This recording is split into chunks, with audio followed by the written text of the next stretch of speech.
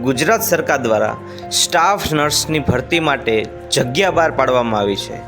જે પણ કોઈ લોકો સ્ટાફ નર્સની ભરતીની તૈયારી કરતા હોય તો એની માટે ખૂબ ખુશીના સમાચાર છે કે 90 જગ્યા ગવર્મેન્ટ હોસ્પિટલમાં, ગવર્મેન્ટ આયુર્વેદિક હોસ્પિટલમાં, એટલે કે આયુર્વેદિક હોસ્પિટલમાં 90 જગ્યા માટે સ્ટાફ નર્સની ભરતી બહાર પાડવામાં આવી છે।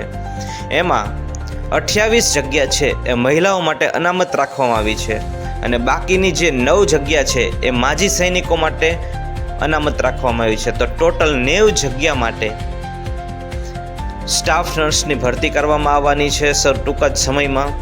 તો જે પણ કોઈ લોકો જેની પાસે કોર્સ હોય આયુર્વેદિક નર્સિંગ કોલેજમાં અભ્યાસ કરતા હોય એ લોકો માટે ખૂબ ખુશીના સમાચાર છે કે એ લોકો છે એ ગવર્મેન્ટ ભરતી માટે તૈયારી શરૂ કરી દે, કારણ કે ટૂંક જ સમયમાં આ જગ્યા માટે ફોર્મ ભરાવા માંડવાના છે। તો હવે તારીખ 30/3/2026 થી લઈને 13/4/2026 સુધીમાં ફોર્મ ભરાવાના છે। એટલે કે હમણાં 2-3 દિવસ પછી જ ફોર્મ ભરાવાના ચાલુ થવાના છે અને 15 દિવસ એટલે કે 13 તારીખ સુધી ફોર્મ ભરાવાના છે। તો જે પણ કંઈ લોકો આયુર્વેદિક નર્સિંગની તૈયારી કરતા હોય, જેને કોર્સ કર્યો હોય, તો એ બધા તૈયાર થઈ જજો।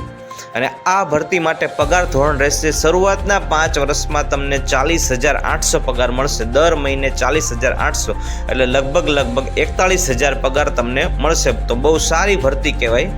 હવે કોણ ફોર્મ ભરી શકશે?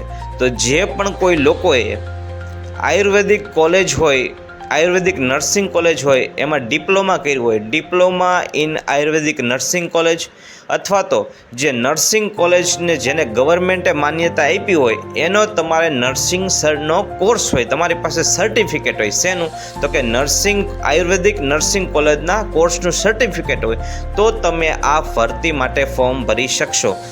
એક વાત યાદ રાખજો કે તમારી પાસે આયુર્વેદિક નર્સિંગ કોલેજ હોય ને, આયુર્વેદિક નર્સિંગ કોલેજ, તો એનું તમારી પાસે સર્ટિફિકેટ હોવું જોઈએ, ડિપ્લોમા કર્યું હોય એનું। બીજું કે તમારી પાસે કોમ્પ્યુટરનું બેઝિક નોલેજ હોવું જોઈએ, મતલબ કે તમારે CCC+ નો કોર્સ આવે છે, કોર્સ હોવો જોઈએ। તમારે હિન્દી, ગુજરાતી અને ઇંગ્લિશ ત્રણેયનું નોલેજ હોવું જોઈએ, અથવા તો હિન્દી અને ગુજરાતીનું હશે નોલેજ તો પણ ચાલશે।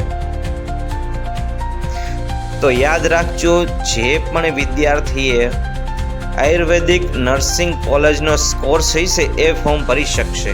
ટોટલ 210 માર્કની પરીક્ષા હશે, એમાંથી 120 માર્ક્સનું તો તમે જે ભણ્યા હશો એ જ પૂછાય છે, પણ 90 માર્કનું શું પૂછાય છે? તો રિઝનિંગ પૂછાશે, ગણિત પૂછાશે, ભારતનું બંધારણ, કરંટ અફેર, ગુજરાતી, અંગ્રેજી, એ બધું 90 માર્કનું ટોટલ પૂછાશે। અને આ જે તમે 210 માર્ક્સની તૈયારી કરશો, જે 210 માર્કનું પેપર હશે, 3 કલાકનો ટાઈમ હશે તમારી પાસે, એમાં તમારે મિનિમમ 40% માર્ક્સ લાવવા પડશે। 2 પેપરમાં તમારે 40% માર્ક આવવા પડશે। અને આ એનો અભ્યાસક્રમ છે કે શું અભ્યાસક્રમ પરીક્ષામાં પૂછાય છે, એટલે તમે અભ્યાસક્રમ જોઈ લેજો। જે પણ તૈયારી કરતા હોય એ તૈયારી શરૂ કરી દેજો।